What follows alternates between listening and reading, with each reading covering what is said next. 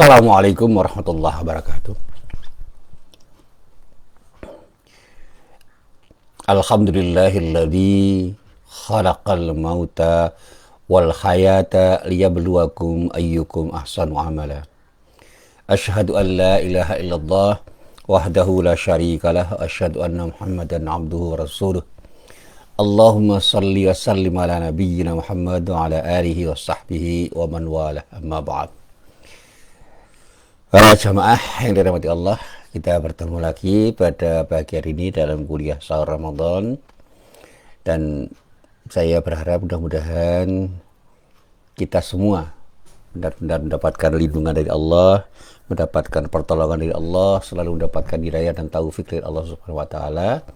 Dan utamanya juga kita berharap pertemuan kita pada pagi hari ini, demikian juga pertemuan-pertemuan kita yang lain, benar-benar menjadi pertemuan yang mendapatkan ridho dari Allah Subhanahu wa taala. Amin.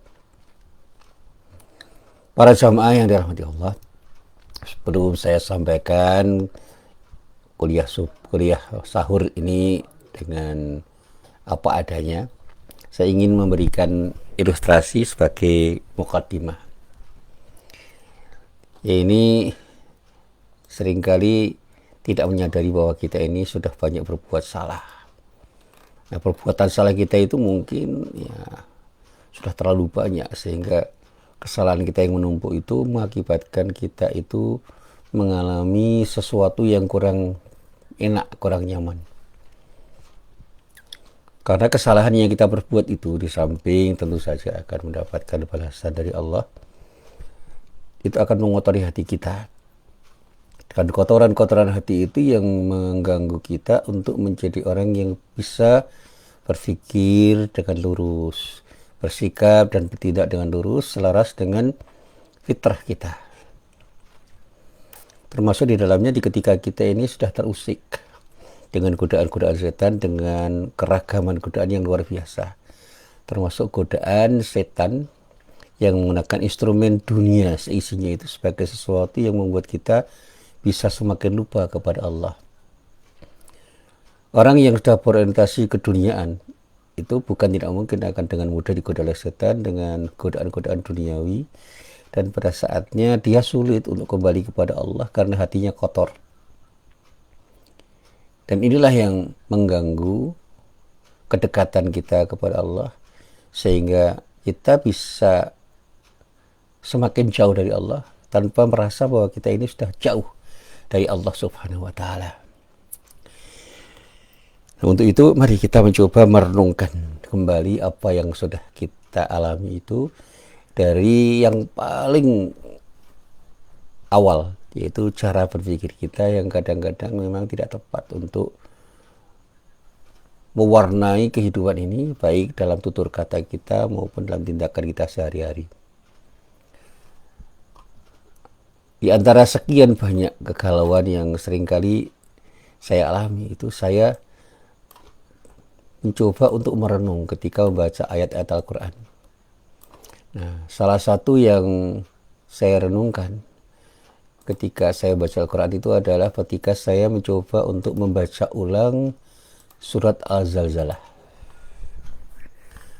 Surat yang isinya 8 ayat itu, ketika saya coba untuk saya renungkan, saya sebagai sadar bahwa ketika kita itu beramal dengan amalan yang tidak baik, dengan sikap yang tidak baik, karena cara berpikir kita yang tidak baik, itu balasannya tidak baik. Sebaliknya, ketika kita itu beramal baik dengan sikap yang baik dan cara pikir yang baik, itu kesudahannya juga baik. Dan kesudahan itu tidak harus menunggu sampai kita berada di akhirat. Di dunia pun kita akan merasa. Saya kemarin mencoba mencermati apa yang disampaikan oleh Ustadz Abdul Somad, oleh Pak Quraish Shihab, oleh Gus Baha, dan oleh Adi Hidayat, dan juga oleh Ustadz yang lain dalam materi yang bersinggungan.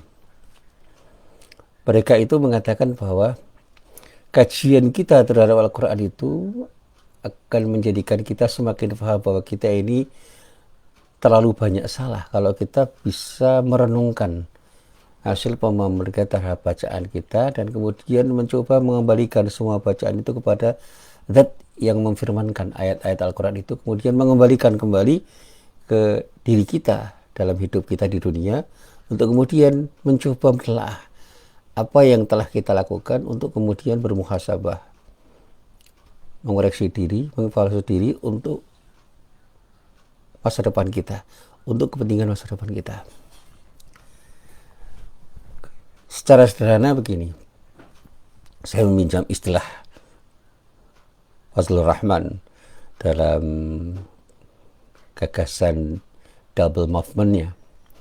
Ketika kita membaca Al-Quran, boleh jadi kita membaca Al-Quran itu sekarang, tapi kita mencoba merenungkan kembali dengan perenungan kesejarahan, perenungan historis. Kapan, di mana, dan sebab-sebab yang melatar belakangi turunnya wahyu Allah itu pada saat wahyu Allah itu diturunkan. Lalu kita kembalikan semua itu dengan pemahaman-pemahaman kita yang benar dari konsep kesejarahan Al-Quran itu pada diri kita sekarang ini di sini. Jadi dari kita di sini menuju sesuatu yang ada di sana, kembalikan ke sini lagi.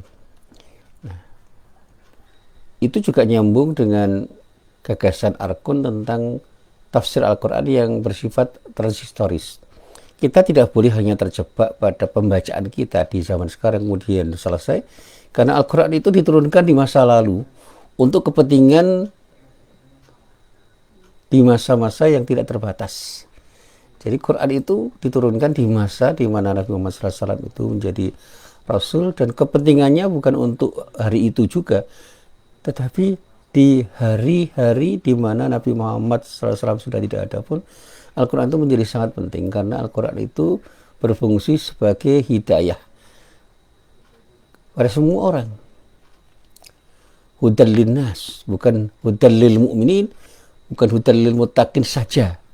Ketika kita membaca surat Al-Baqarah ayat 185 misalnya, dikatakan a'udzubillahi minasyaitonirrajim, syahrul ramadhan alladzi unzila fihil Qur'an hudal linnas wa bayyinatin minal huda wal furqan. Artinya apa? Quran itu memberikan guidance untuk semua orang. Cuma yang akan bisa memahami dan mengamalkannya itu adalah orang-orang yang bertakwa. Hudal lil muttaqin itu penegasan bahwa Quran yang bisa dibaca oleh siapapun itu akan menjadi Quran yang menyejarah dalam hidup orang manusia ketika di dalam diri manusia itu ada ketakwaan. Disitulah iman itu menjadi faktor penting dan faktor terpenting dari setiap orang ketika membaca Al-Quran di samping ilmu. Jadi seorang ilmuwan bisa membaca Al-Quran tapi tanpa iman tidak tergerakkan untuk menjadi orang yang betul-betul menjadi pribadi Qurani.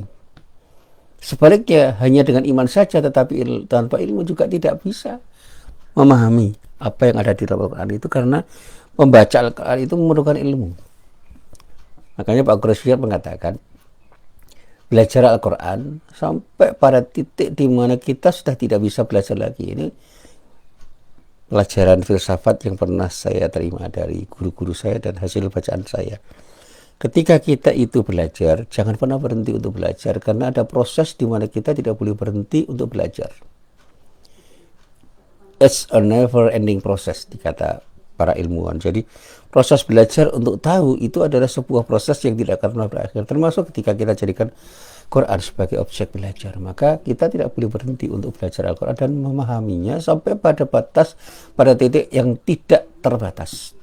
Sehingga semakin kita itu mendalami apa yang kita baca dari Al-Quran yang kita baca, insya Allah kita akan bisa memahami lebih dalam apa makna yang terkandung di dalam ayat-ayat Al-Quran itu. Termasuk ketika saya membaca kitab tafsir. Satu kitab tafsir itu memahamkan saya tentang sebuah konsep dari apa yang digagas oleh ayat-ayat Al-Quran itu. Tapi begitu saya membaca tafsir yang lain, terus saya baca, saya bisa mendapatkan banyak hal yang lebih dalam dari apa yang saya baca itu ada keragaman di situ yang membuat saya semakin mengerti arti Al-Quran lebih mendalam. Dan itu yang saya lakukan, kemudian disinilah tadabbur saya terhadap ayat Al-Quran itu menjadikan saya sebagai sadar bahwa saya itu harus selalu berbenah diri dari waktu ke waktu. Tidak hanya berbenah diri dalam tindakan-tindakan saya untuk tindakan saya, tapi juga berbenah diri dalam hal yang lebih mendalam. Yang lebih penting dari sekedar berbuat sesuatu, yaitu bagaimana kita berbenah diri untuk bisa berpikir dengan kerangka pikir yang tepat.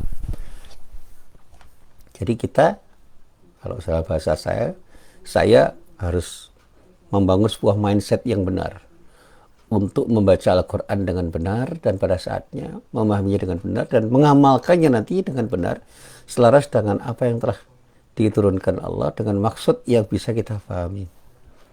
Nah, proses belajar ini tentu saja ya memerlukan kesungguhan dan tidak mudah.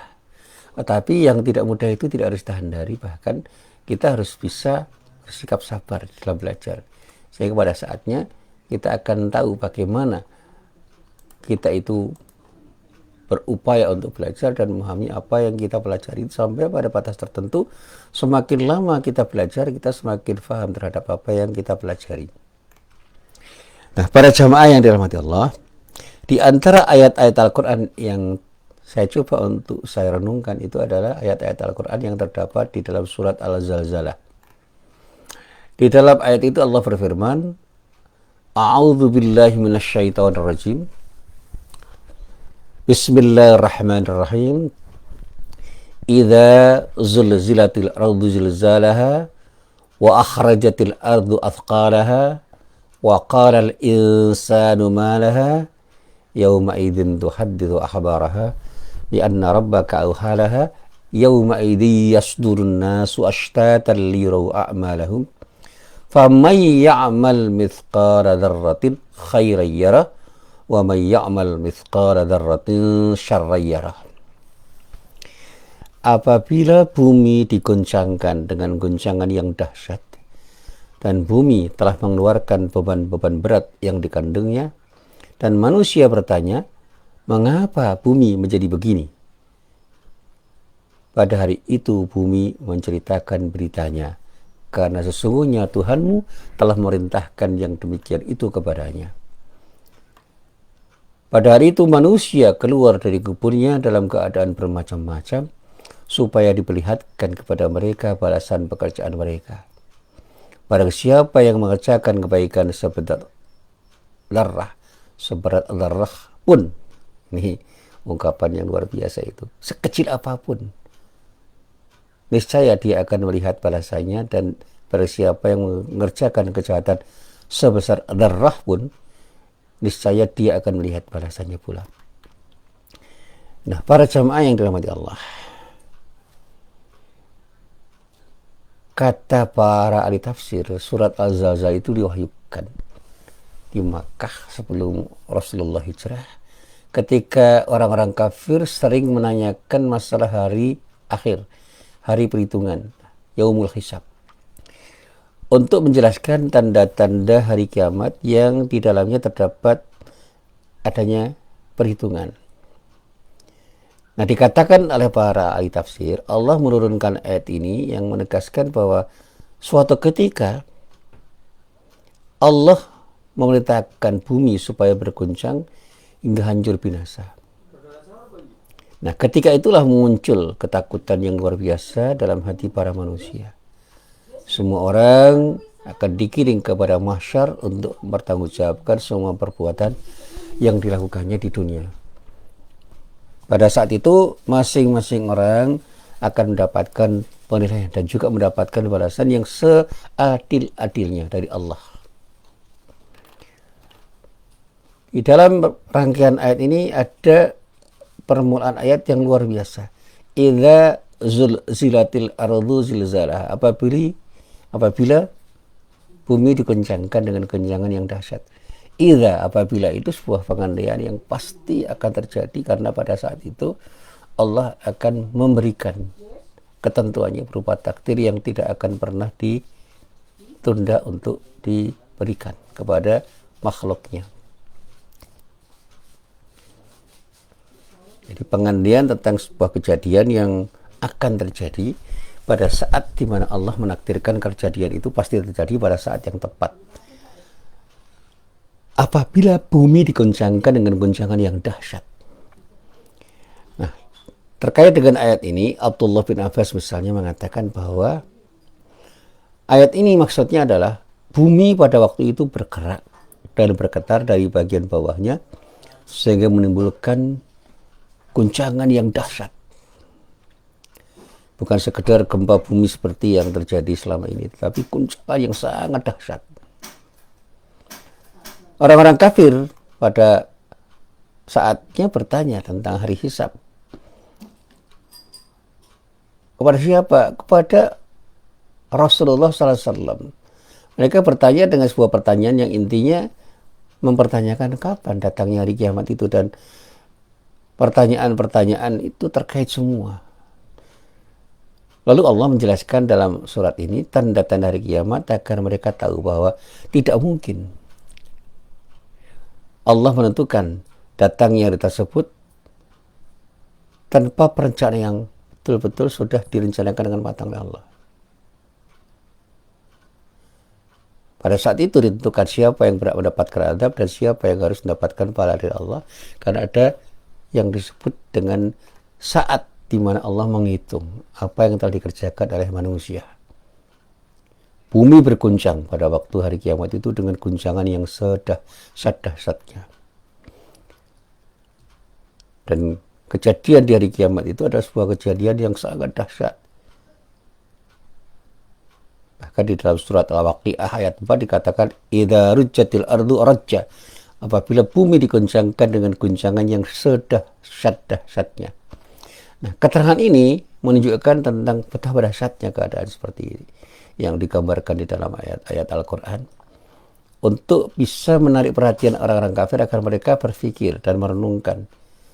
Seakan-akan dikatakan kepada mereka, ketika bumi sebagai benda padat bisa bergetar dengan dahsyat pada hari itu, maka kenapa kamu tidak mau sadar dari kelalaian dengan meninggalkan sesuatu yang seharusnya kamu kerjakan? Sikap kufurmu itu harus kamu renungkan menjadi sebuah sikap yang seharusnya harus kamu akhiri. Wa akhrajatil ardu athqala, dan bumi telah mengeluarkan beban-beban berat yang dikandungnya. Yang di dalam ayat ini Allah menyatakan pada hari di mana terjadi keguncangan itu, karena dahsyatnya keguncangan yang ada, isi bumi itu keluar semua. Semua simpanannya keluar tanpa kendali. Bumi itu diratakan karena dimuntahkan apa yang ada di dalamnya. Wa qala al-insanu ma laha, dan manusia bertanya kenapa bumi menjadi seperti ini. Di dalam ayat ini Allah mengungkapkan bahwa orang-orang yang berkesempatan mengalami dan menyaksikan kejadian yang dahsyat yang belum pernah terjadi membuat terperanjat, menjadikan mereka terperanjat dan berkata, apa gerangan yang terjadi pada bumi yang belum pernah terjadi sebelumnya. Kita bisa melihat manusia itu gelisah, resah, panik. Yauma idzin tuhaddu khabaraha, pada hari itu bumi menceritakan beritanya. Ketika terjadi goncangan yang dahsyat itu, saat bumi bergetar, mengalami kehancuran dan kerusakan, seakan-akan ia menjelaskan kepada manusia bahwa kejadian yang belum pernah terjadi ini tidak menurut pengetahuan yang berlaku bagi alam semesta dalam keadaan biasa, karena ini sesuatu yang terjadi dengan kejadian yang luar biasa. Inilah takdir Allah yang pasti terjadi. Ya anna rabbaka auhala, karena sesungguhnya Tuhanmu telah merintahkan yang sedemikian itu, yang seperti itu kepada bumi untuk menjadi sesuatu yang bergetar dengan getaran yang dahsyat dan hancur dengan kehancuran yang luar biasa. Kegoncangan itu membuat bumi hancur sehancur-hancurnya. Bahwa Allah seolah-olah berfirman, hancurlah engkau ya bumi. Jadilah engkau bumi menjadi sesuatu yang hancur dengan kehancuran yang sehancur-hancurnya. Yauma idzi yasturun nasu ashtatan liyurau a'malahum. Pada hari itu manusia keluar dari kuburnya dalam keadaan bermacam-macam supaya bisa diperlihatkan kepada mereka balasan pekerjaan mereka. Allah menjelaskan bahwa pada hari terjadinya kiamat, kerusakan dan kehancuran itu serta-merta terjadi. Dan pada saat itu orang-orang yang tidak beramal baik akan dibalas dengan keburukan sebagai akibat dari perbuatan mereka. Sementara orang-orang yang berbuat baik akan mendapatkan kenikmatan yang luar biasa dari Allah, dan inilah janji Allah. Wa may ya'mal mithqala dzarratin khairan yarah wa may ya'mal mithqala dzarratin syarran yarah. Siapapun yang mengerjakan kebaikan sekecil apapun, sebesar darah ini ungkapan yang sekecil-kecilnya, pasti dia akan melihat balasannya, karena Allah akan memberikan balasan sesuai dengan kebaikan mereka. Dan siapapun yang mengerjakan kejahatan sebesar darah pun, niscaya dia akan melihat balasannya. Jadi masing-masing akan menerima akibat dari perbuatannya masing-masing. Dalam ayat ini Allah memperinci apa balasan yang bakal diterima. Kejahatan akan dibalas dengan kejahatan, kebaikan akan dibalas dengan kebaikan. Sekecil apapun kejahatan itu akan dibalas, dan sekecil apapun kebaikan akan dibalas dengan balasan yang seadil-adilnya. Adapun keterangan yang menyatakan bahwa pahala amal perbuatan mereka tidak berguna, maksudnya tidak dapat melepaskan mereka dari siksa kubur, siksa di akhirat, siksa yang akan diberikan Allah, sehingga di alam kubur mereka yang jahat disiksa, dan pada saatnya mereka dihitung amal keburukannya, dan pada saat itulah Allah akan menetapkan azab bagi mereka karena sikap kubur mereka. Sebaliknya, orang baik akan mendapatkan kebaikan di alam kubur dan kebaikan di akhirat. Para jamaah yang dirahmati Allah, sebagai keringkasan dari semua itu, rangkaian ayat-ayat yang terdapat di dalam surat ini, surat Al-Zalzalah ini, menurut hasil telusuran saya di dalam kitab-kitab tafsir, menjelaskan bahwa betapapun kecilnya perbuatan baik dan perbuatan buruk yang kita perbuat, semua akan mendapatkan penilaian yang tepat, penilaian yang adil dari Allah Subhanahu wa Ta'ala, dan semua akan bisa kita buktikan dengan nyata di hari kiamat setelah Allah menghancurkan dunia seisinya pada saat itu, dan meminta kita untuk mempertanggungjawabkan semua perbuatan yang kita perbuat. Dan di atas semua perbuatan itu yang bisa kita lihat adalah Allah akan berikan balasan yang baik terhadap orang-orang baik, dan memberikan balasan yang buruk terhadap orang-orang yang tidak baik. Pelajaran apa yang kita pahami dari sini? Kalau kita ingin mendapatkan balasan yang terbaik dari Allah, jadilah orang baik yang berbuat baik dengan aturan-aturan yang ada, aturan-aturan yang telah digariskan oleh Allah. Tapi kalau kita tidak mau berbuat baik, justru kita melanggar aturan-aturan Allah, jangan menyesal kalau pada saatnya Allah akan berikan sesuatu yang buruk karena perbuatan-perbuatan kita. Di dunia bisa kita rasakan betapa buruk akibat orang-orang yang berbuat tidak baik, dan di dunia itu juga bisa kita rasakan betapa baiknya akibat baik dari perbuatan baik kita.